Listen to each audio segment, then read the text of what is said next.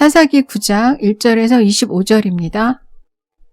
오늘 본문을 간단하게 요약하면 기드온의 아들 아비멜렉이 세겜 사람들의 도움을 받아서 정적들을 제거하고 왕이 되었는데 3년 만에 배신당했다는 내용입니다. 아비멜렉은 세겜 사람들을 자기 편으로 끌어들이기 위해서 외가 쪽 사람들을 동원해서 여론전을 했는데요. 이 여론으로 아비멜렉에게 마음이 기울어진 세겜 사람들은 바알브릿 신전에서 은 70개를 내줍니다. 아비멜렉은 이 돈으로 깡패들을 사서 아버지의 아들 70명을 죽이죠.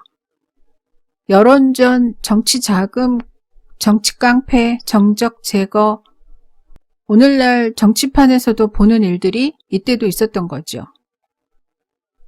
말 뒤에 판이라는 말을 붙이면 싸움이라는 뜻이 되는데요.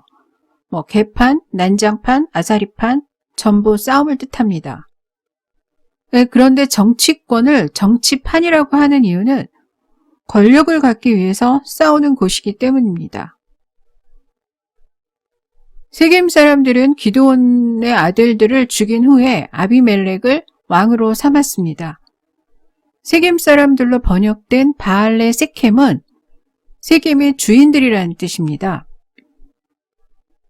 성경은 이들을 세겜에 사는 백성이라고 하지 않고 세겜의 주인이라고 하는데요. 이들을 이렇게 부르는 이유는 여호수아서 24장에서 찾을 수 있습니다. 여호수아 24장 11절에는 여리고에 사는 가나안 여러 족속들을 바알레 여리고, 즉 여리고 주인들이라고 부르는 내용이 나오는데요. 마찬가지로 이 세겜의 주인들로 불리는 이 사람들은 이스라엘 자손이 아니라 세겜에 사는 가나안 여러 족속들이라는 뜻입니다. 그런데 2절에서 아비멜렉은 세겜 사람들에게 자신은 이들의 고륙이라는 것을 기억하라 이런 말을 하는데요. 고륙으로 번역된 에젬 밧사르는 아담이 여자를 보고 처음 한 말이었습니다. 내 뼈 중에 뼈요, 살 중에 살이로다. 이게 에젬 밧사르입니다. 이 때문에 이스라엘 사람들은 우리는 한 몸이다 이런 뜻으로 이 고륙이라는 말을 씁니다. 그러자 세겜 사람들은 아비멜렉에게 우리는 형제다 라는 말로 화답을 하죠. 여기서 형제로 번역된 아흐는 피가 같은 형제에게 쓰는 말입니다. 그러니까 아비멜렉이 가나안 족속이라는 사실을 아비멜렉 자신과 세겜 사람들이 이중으로 증언을 한 셈이죠. 이스라엘은 목의 혈통을 따르기 때문에 아버지가 이스라엘 사람이라도 엄마가 가나안 족속이면 아들은 가나안 족속입니다. 신명기 17장에는 반드시 하나님이 택한 사람을 왕으로 세우고 형제가 아닌 타국인은 절대 왕으로 세우지 말라고 되어 있는데요. 형제로 번역된 아흐는 피를 나눈 형제를 말하기 때문에 그 신명기에서 말하는 바는 이스라엘의 혈통을 가진 자만 왕으로 세우라는 겁니다. 따라서 어머니가 가나안 족속인 아비멜렉은 절대 이스라엘의 왕이 될 수가 없는 거죠. 따라서 아비멜렉이 기드온의 아들 70명을 죽인 사건은 단순히 왕자의 난으로 보면 안 되고 가나안의 잔존 세력들이 이스라엘 사사의 아들을 전부 죽인 사건으로 봐야 합니다. 이 가나안 혈통을 가진 아비멜렉은 왜 왕이 되려고 했을까요? 성경학자들은 아버지 기드온의 영향을 받았다고 봅니다. 아들의 이름을 아비멜렉으로 지었다는 것 때문인데요. 그런데 아비멜렉은 블레셋의 세습 왕들을 부르는 호칭이었기 때문에 해석은 잘 안 합니다. 하지만 굳이 해석을 하면 왕의 조상 혹은 왕이 아버지다 정도가 되겠습니다.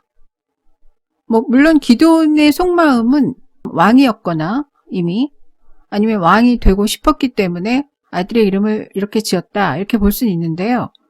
하지만 이것으로 아비멜렉이 왜 왕이 되었는지 설명하기는 어렵죠. 우린 나쁜 놈이 하나 나오면 원인을 찾고 싶어 하죠. 하지만 밑도 끝도 없이 나쁜 놈들은 많고요. 꼭 누굴 닮아야만 나쁜 놈이 되는 건 아닙니다. 사울이 왕위에 집착한 게 아버지를 닮아서가 아니었듯이 아비멜렉도 그냥 본인의 선택이었던 거죠. 물론 환경에 영향은 있을 수 있습니다.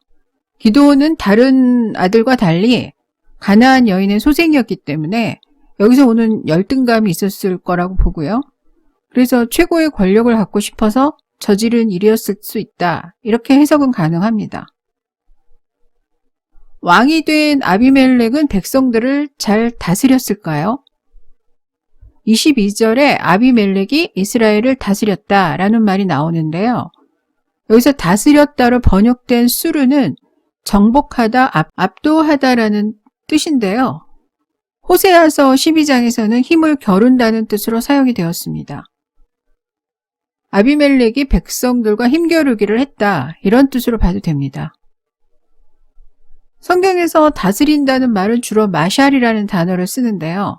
하나님이 우리를 다스린다라고 할 때도 마샬을 씁니다. 우리는 다스린다라는 말을 많이 하지만 어떤 의미인지는 잘 모르고 씁니다. 근데 마샬은 지배권을 행사한다, 통치한다는 뜻입니다. 통치라는 말은 영어로 보는 게 더 쉬운데요. 통치를 영어로 룰이라고 하는데요. 정해진 법과 규칙으로 다스린다는 뜻입니다. 하나님께서는 기분 내키는 대로 다스리는 게 아니라 미리 주신 율법대로 다스리기 때문에 사람들을 쓸데없는 두려움에 떨지 않도록 통치하신다, 이런 뜻이 되겠습니다. 이걸 지금의 나라로 치면 법과 원칙대로 나라를 운영해서 예측 가능한 사회가 되도록 통치한다, 이런 뜻이 되겠습니다.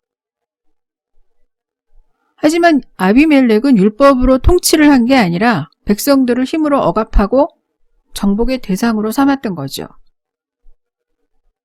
자기 스스로 정통성이 약하다는 걸 알고 있었기 때문에 아마 힘으로 다 했겠죠. 예전에 신군부가 사람들을 고문하고 학교에 탱크 갖다 놓고 언론 통제하고 이랬듯이 이 당시에도 탱크만 없었지 비슷했다고 보면 될 것 같습니다. 그런데 세겜 사람들이 뭐라고 이들이 추대한 왕을 이스라엘이 왕으로 인정을 할까요? 그 이유는 세겜에 있는 것 같습니다. 세겜은 여러 면에서 상징성이 많은 땅이었습니다. 아브라함이 가나안에 처음 도착해서 단을 쌓았던 곳도 세겜이었고, 요셉이 이스라엘의 장자 자격으로 받은 땅도 세겜이었습니다. 모세가 가나안에 들어가면 단을 쌓고 백성들을 둘러 나눠서 신명기 28장에 나오는 복과 저주를 외치게 하고 맹세하도록 하라고 한 곳도 세겜이었죠. 여호수아는 가나안 정복이 끝나기도 전에 세겜이 모여서 이 모세의 명령대로 하고 백성들과 시내산 언약을 갱신하죠. 역대하 10장에 보면 르호보암이 왕이 될 때 세겜으로 갔다라는 내용이 나오는데요. 이걸 보면 미국 대통령이 취임식 할 때 성경에 손을 얹고 맹세하듯이 혹시 세겜이 이스라엘 왕들에게 그런 상징적인 장소였나 하는 생각이 들죠. 어쨌든 다른 이유는 다 제외시키더라도 세겜은 요셉이 이스라엘의 장자로서 받은 땅이었기 때문에 이 세겜을 상속하는 자가 이스라엘의 장자로 인정을 받는 건 맞다고 볼 수 있겠습니다. 그렇다면 세겜은 에브라임이 상속을 받았겠죠? 그렇지 않습니다. 여호수아서 24장 32절에는 세겜에다가 애굽에서 가져온 요셉의 뼈를 묻었는데 이 세겜이 요셉 자손의 기업이 되었다라는 내용이 나옵니다. 에브라임과 므낫세가 공동으로 세겜을 상속받았다는 뜻입니다. 이는 더 이상 에브라임이 이스라엘의 장자라는 주장을 할 수 없다는 뜻이기도 합니다. 이런 의미에서 세겜은 에브라임 지파에게는 한이 되는 땅이고 므낫세 지파에게는 반전의 기회를 주는 땅이라고 할 수 있습니다. 아비멜렉은 세겜이 갖는 상징성을 잘 알고 있었기 때문에 아마 세겜에서 왕이 되려고 했을 거라고 봅니다. 세겜은 공동 상속이기는 하지만 므낫세 지파의 땅 안에 있었기 때문에 에브라임은 세겜에서 일어나는 일에 참견할 상황이 못 되었고요. 세겜은 사람들은 이스라엘 사람으로 동화되어서 살아갔지만 혈통은 가나안 족속이기 때문에 이 상황을 잘만 이용하면 자신이 왕이 될 수 있다는 것을 아비멜렉이 간파했겠죠. 이스라엘의 다른 지파들은 므낫세와 에브라임 둘 다를 이스라엘의 장자로 여기기 때문에 둘 중 어디서 왕이 나오든 똑같이 받아들일 것이기 때문에 세겜이 캐스팅 보트를 쥐고 있는 셈이죠. 그러니까 세겜에서 왕이 되면 이스라엘은 그 사람을 왕으로 받아들일 수밖에 없다는 계산을 하고 이 아비멜렉이 행동을 했다고 봅니다. 하지만 이스라엘 사람들이 율법을 잘 알았다면 이 3년은커녕 이 아비멜렉의 3일 천하도 어렵지 않았겠어요? 따라서 아비멜렉이 이스라엘의 왕이 된 건 이스라엘이 얼마나 율법에 무지한지를 드러내는 사건이라고 하겠습니다. 23절입니다. 하나님이 아비멜렉과 세겜 사람들 사이에 악한 영을 보내심에 세겜 사람들이 아비멜렉을 배반하였으니, 하나님이 악한 영을 보냈다니까 하나님이 무슨 자객을 쓰는 느낌이 들죠? 근데 여기서 악한 영이란 단어는 여기 말고는 사무엘하 16장에만 나옵니다. 사울에게서 여호와의 영이 떠나고 여호와가 부리는 악신이 사울을 번민하게 했다, 두렵게 했다 라고 할 때 이 악신이 바로 악한 영입니다. 그러니까 악한 영은 때로는 사람들 사이에서 배신을 하게 하고 때로는 두려움에 사로잡히게 역사한다는 것을 알 수 있습니다. 하나님께서는 아무 때나 목적 없이 악한 영을 보내지 않습니다. 사울의 부하들은 이 악한 영 때문에 수금을 잘 타는 다윗을 불러들였고, 아비멜렉과 세겜 사람들 사이에 역사한 이 악한 영은 세겜 사람들을 배신하게 함으로써 죽임을 당하게 하죠. 하나님께서 세겜에 악한 영을 보내신 이유는 이 바알 브릿, 즉 바알과 언약을 맺고 바알을 하나님으로 섬긴 이 세겜 사람들을 심판하기 위해서라고 봐야 할 것 같습니다. 하나님께서는 미디안에게 약탈당할 때 가나안 사람과 이스라엘 사람을 구분하지 않고 기드온을 통해서 구원을 하셨죠. 그래서 따라서 세겜의 가나안 족속들이 자기들을 구원한 기드온 집안을 몰살하고 바알을 하나님으로 섬긴 죄는 이 심판을 받아 마땅한 죄지요. 그래서 세겜에 악한 영을 보내셨다고 봐도 될 것 같습니다. 숨었다가 화를 면한 요담은 도망쳐서 그리심산 위에 올라가서 세겜 사람들을 저주를 하죠. 신명기 27장을 보면 축복은 그리심산에서 선포하고 저주는 에발산에서 선포하라 라고 했지만 요담은 그리심산에서 저주를 선포했습니다. 아마 에발산이 민둥산이었기 때문에 숨을 곳이 없어서 그런 게 아닐까 하는데요. 에발은 벌거벗었다는 뜻입니다. 지금도 사진으로 보면 에발산은 민둥산입니다. 그래서 나무가 많은 그리심산에서 저주를 선포하고 도망친 것으로 보입니다. 좀 비겁해 보입니까?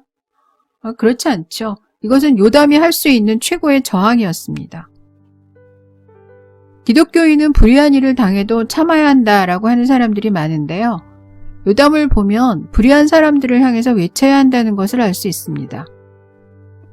혈기를 부리고 또 다른 폭력을 저지르면 안 되겠지만 요담처럼 잘못한 사람들을 향해서 하나님의 이름으로 저주를 하고 잘못을 지적하는 건 기독교인이 해야 할 일이 맞습니다. 하나님께서 요담의 저주대로 세겜 사람들을 심판하셨다는 것은 요담처럼 하는 게 맞다는 뜻이겠죠.